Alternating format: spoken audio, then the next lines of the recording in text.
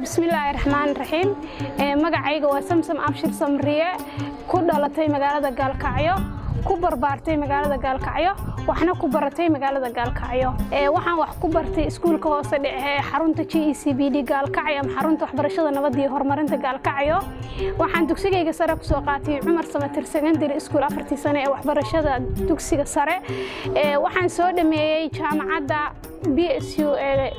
Gaalkacyo anoo qaatay Social Science Community Development waxaan kaloo qaatay teacher training oo Chita Garow ah oo 2 sano ah oo u tababarnahay macallinnimo 2 sano ah waxaan ka soo shaqeeyay qaybo kala duwan oo bulshada Gaalkacyo ah waxaan ka soo shaqeeyay macallinnimo iyo maamulnimo ayaan ku soo shaqeeyay muddo 5 sano ah muddo 1 sano ah waxaan ka shaqeynay u qareemida iyo waxbarashada gabdhaha awoodsiinta dhalinyarada hoggaanka wanaagsan la dagaalanka tacadiyada jinsiga ku ah gabdhaha iyo haweenka waxaan ahay musharax u taagan xilka golaha deegaanka ee degmada Gaalkacyo waxaan ku kalsoonahay in aan soo bixi doono insha Allah waxaan fariin halkaan uga diriyaa odayaasha dhaqanka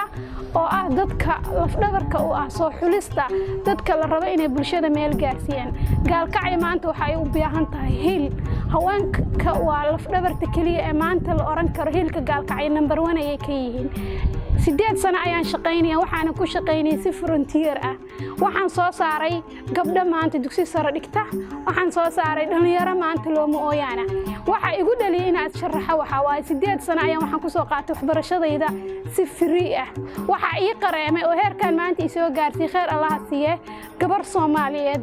أنا waxaan jeclahay heelkii shalay ii galay laba jibaarkiis inaan gabdhaha Soomaaliyeed iyo gabdhaha Puntland gaarsiiyo